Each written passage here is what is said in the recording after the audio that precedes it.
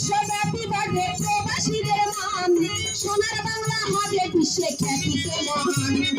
বৈদেশিক কর্মসংস্থান নিশ্চিত হবে বলেন অভিবাসন আইন হয় 2013 সালে। প্রতি বছর বিদেশের লোক দিয়ে বারে বার এই দালালে খপ্পরে পড়ে হইতেছে পাচার।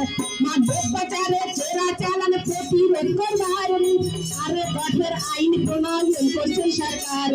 12 সালের মানব পাচার আইন রহিত করি, 26 সালের বিশ্বমানের অধ্যাদেশের জারি।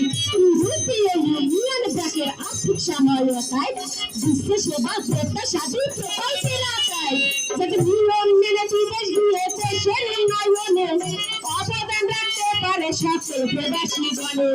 সকল অভিবাসীর আছে আইনি অধিকার, নিরাপত্তা সহ সব সহায়তা পাবার। সকল অভিবাসীর আছে আইনি অধিকার, নিরাপত্তা সহ সব সহায়তা পাবার। তাই সকলের নিকটে আমরা করছি আহ্বান, নিরাপদে করব দেশি কর্মসংস্থান।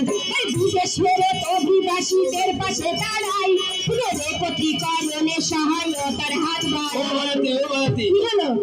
গানে গানে বললেন পুনরেকত্রীকরণ, এই পুনরেকত্রীকরণ জিনিসটা কি সবাই একটু খুলে বলেন। আচ্ছা, সবাই মন দিয়ে শুনবেন। পুনরেকত্রীকরণ বলতে বিদেশ থেকে দালালের খপ্পরে পড়ে বিদেশ থেকে ফেরত আসা মানুষ বা কোনো কারণে কাজে বিফল হয়ে ফেরত আসা মানুষ এই সমাজে আসার পরে তাকে আর্থিক সামাজিক চ্যালেঞ্জ মোকাবেলায় বিদেশে যাই দুঃখ সংসার থাকবে না।